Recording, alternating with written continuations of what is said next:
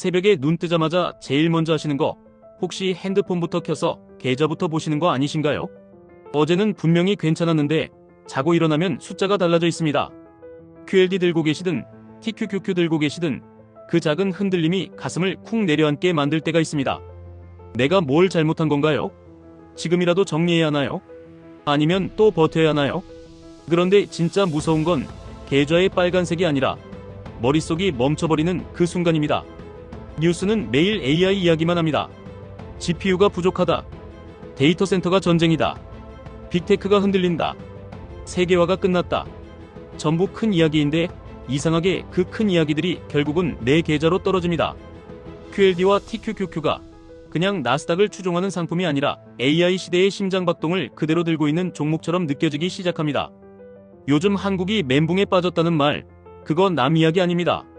기업도 멘붕, 정부도 멘붕, 그리고 투자자도 멘붕입니다. 이유는 간단합니다.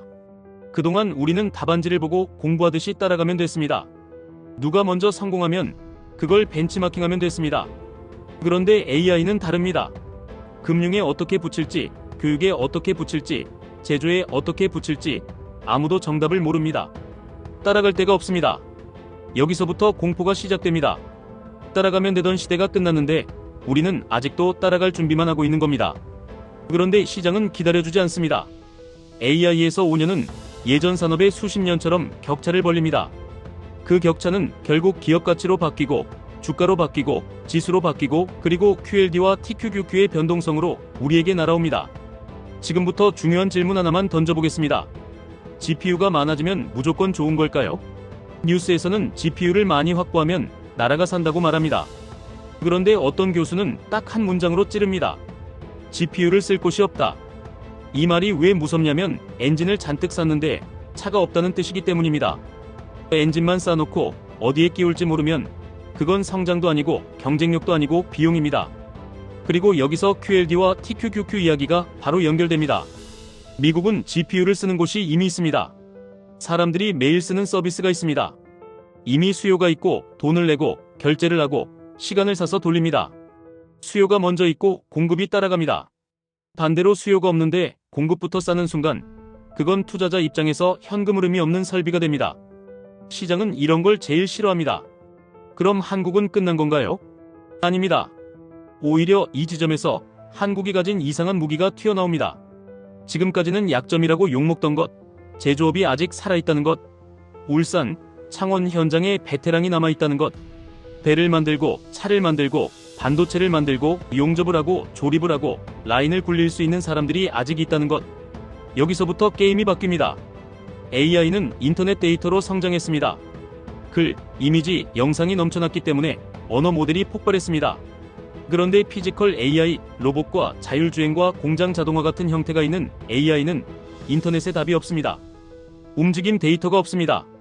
손이 어떻게 움직이는지, 용접 토치가 어떤 각도로 들어가는지, 나사를 어떤 힘으로 조이는지, 라인에서 사람이 어떤 순서로 몸을 돌리는지 이런 데이터는 검색해도 안 나옵니다.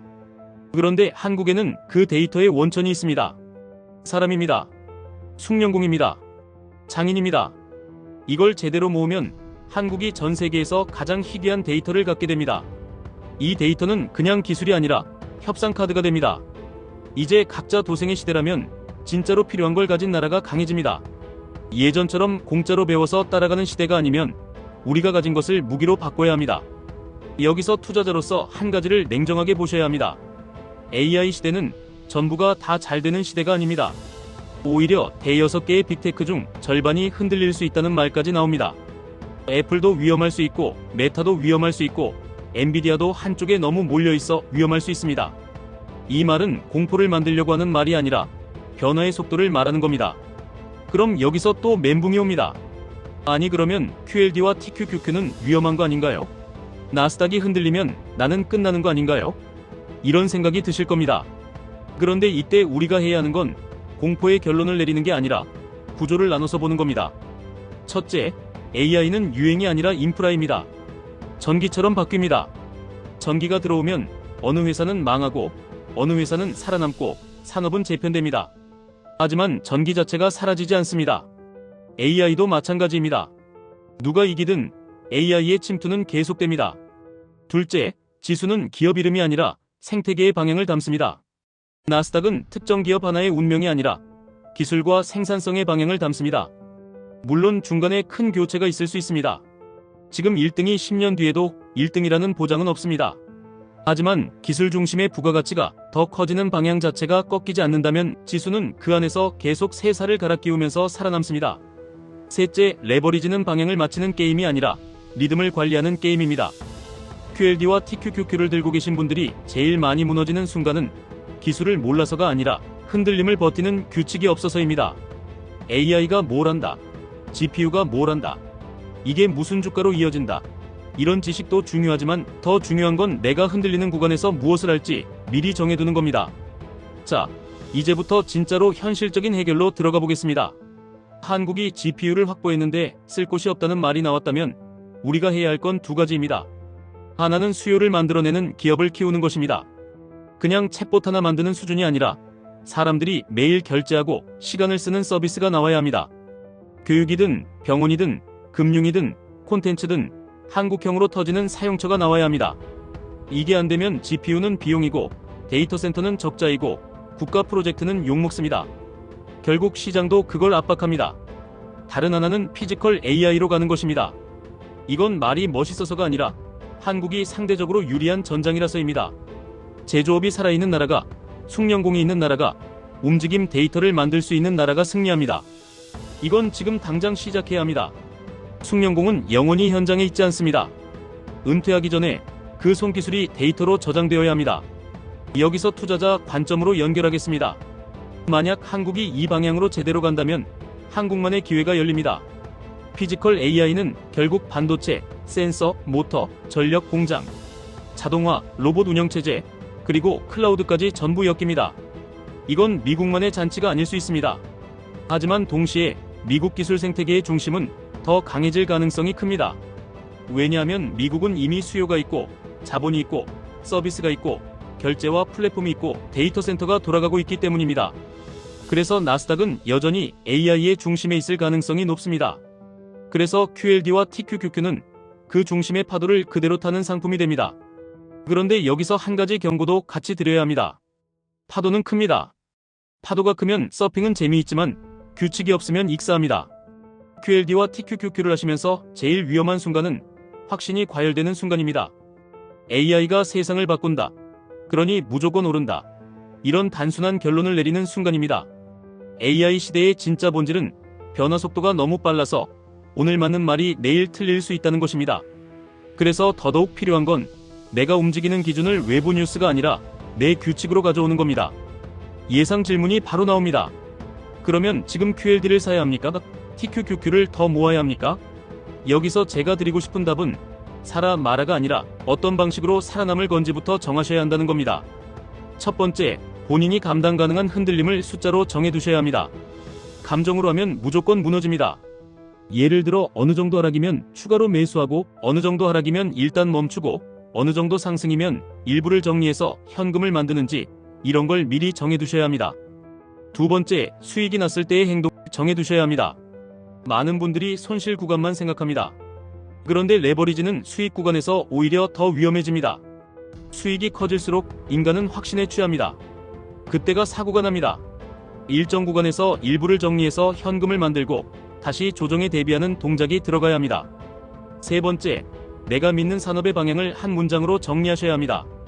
지금 영상의 한 문장이라면 이겁니다. AI는 답안지를 주지 않는다. 그래서 먼저 움직인 쪽이 다 가져간다. 이 문장을 믿는다면 내가 할 일은 두려워하며 멈추는 게 아니라 작게라도 실험하며 배우는 겁니다. 이게 투자에도 그대로 적용됩니다. 남들이 좋다니까 따라 사고 남들이 무섭다니까 던지는 방식은 AI 시대에 더 빨리 무너집니다. 변화가 너무 빠르니까 대중의 감정도 더 빠르게 과열되고 더 빠르게 얼어붙습니다. 그 파도 위에 있는 게 QLD와 TQQQ입니다. 그래서 오늘 영상에서 제가 진짜로 드리고 싶은 결론은 이겁니다. 한국이 멘붕인 이유는 실력이 없어서가 아니라 따라갈 답이 사라졌기 때문입니다. 그리고 투자자가 멘붕인 이유도 똑같습니다. 예전엔 누가 정답이라고 말해주면 믿고 따라가면 됐는데 이제는 아무도 책임져주지 않습니다. 하지만 희망은 있습니다. 답이 없다는 건 먼저 만드는 사람이 된다는 뜻입니다. 한국은 피지컬 AI라는 전장에서 움직임 데이터를 만들 수 있는 나라입니다. 기업은 수요를 만들어야 하고, 국가는 베테랑의 기술을 데이터로 저장해야 하고, 개인은 도구를 직접 써보면서 자기만의 감각을 만들어야 합니다. 그리고 투자자는 그 변화의 중심에 올라타되 파도에 휩쓸리지 않을 규칙을 가져야 합니다. QLD와 TQQQ는 누군가를 부자로 만들기도 하지만 누군가를 가장 빨리 무너뜨리기도 합니다. 차이는 오직 하나입니다. 규칙이 있는 사람은 버티고 규칙이 없는 사람은 흔들립니다. 마지막으로 한 장면만 떠올려 보시죠. 엔진을 100개 받았는데 차가 없으면 그건 짐입니다. 그런데 차를 만들 줄 아는 사람이 있다면 그 엔진은 기회가 됩니다. 지금 여러분 손에 있는 건 QLD와 TQQQ라는 엔진 같은 변동성일 수도 있습니다. 이걸 짐으로 만들지 기회로 만들지 결국 결정하는 건 뉴스가 아니라 여러분의 규칙입니다. 오늘 밤도 계좌를 보실 겁니다.